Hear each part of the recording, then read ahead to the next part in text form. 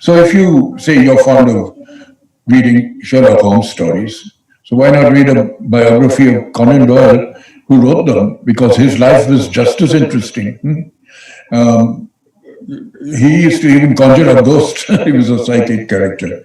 Or if you take Agatha Christie, she wrote all those fascinating novels.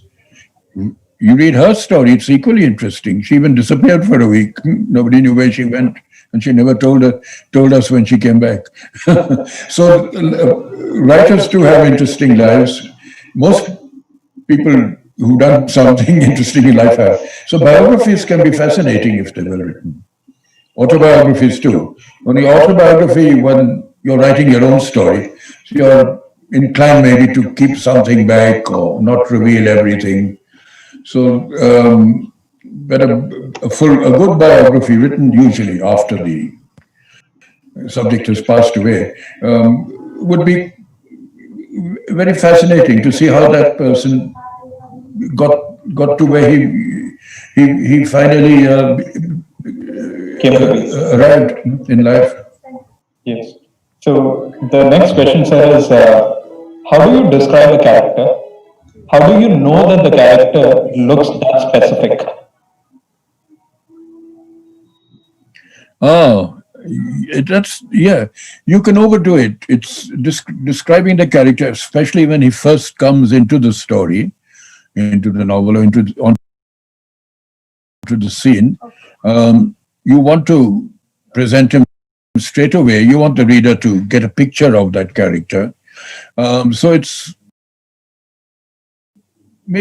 done not simply by describing what he's wearing or that he's got gray hair or black hair or whatever, but maybe an expression, or he has a limp, or he stutters, or there's just something unusual about him. So if you can uh, draw on that aspect of the character and present it in the beginning, then the reader will have a picture in his mind, which will stay with him through the story. And then you don't have to keep describing that person. So now adding on to this characterization, sir, this is something that I wanted to ask any author if I had met one, and I'm so lucky to have met you. Is when you conceive characters and when you write, you literally get into the body of that particular character. How do you stay from being affected by the emotions of a particular character? The emotions. Yeah. Well, you want to present the emotions of the character, and you have to do it sometimes through dialogue, and or your character. It can be quite difficult. So it's really a question of practice over a period of time. The more you write, the more you present different characters, the better you will do it. And also keep reading the masters, the great writers, how they do it. Okay, I request Ms. Rageshri to take the last next question, and then Ms. Rageshri. Yes. Yes, sure. Thank you for being here, Mr. Bond. It's a real pleasure to interact with you, and answer, and you having to answer so many questions. I understand. I enjoy doing it only my throat Yes, goes up.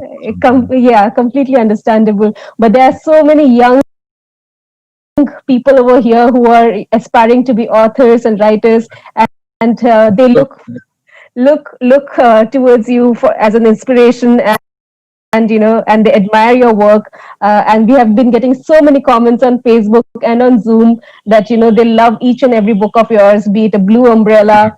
Yes. Very lucky to have. Very lucky to have. Yes, so they love you. Yeah. We all love you from our bottom of our hearts, and yeah, we are so thankful that you continue to write and we continue to read you. And your upcoming book, which is How to Be a Writer, I think that will serve as an inspiration to a lot of us and a lot of our young readers. Yes. else. It will definitely help all the young people that we have here and who are aspiring to be authors. So just one last question, that do you have any favorite genre of yours that that you like writing about? Yeah, yeah. I've tried different genres over the years. Yeah. I've written about the children's adventures. Either children in towns or in villages, having fun and adventures, like as in the Hidden Pool or the Blue Umbrella. But I've also done a certain amount of autobiography from my own life. Then I've done, just for fun, ghost stories, and I have to admit and confess that I have yet to meet a ghost.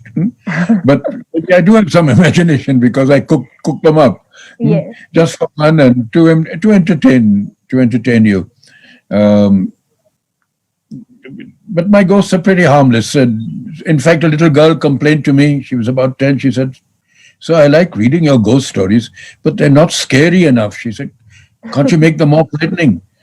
So I said, "I'll try next time to scare you." I can't.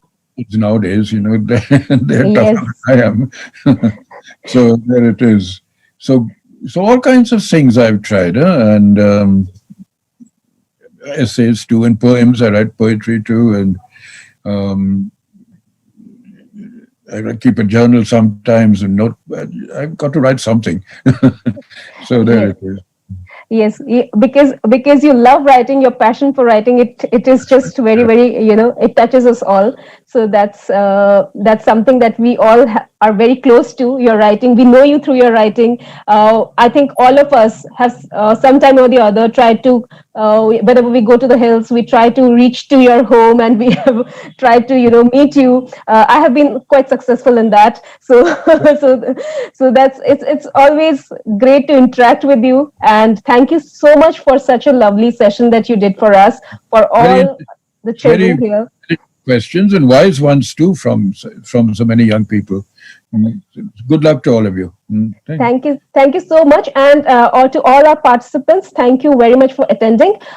Most of your questions will be answered in the book that is upcoming. So please, read it, understand the nuances of writing, and you will benefit from it definitely, because it is Mr. Bond after all. So it is from Mr. Bond. So thank you very much, and have a good evening. Thank you.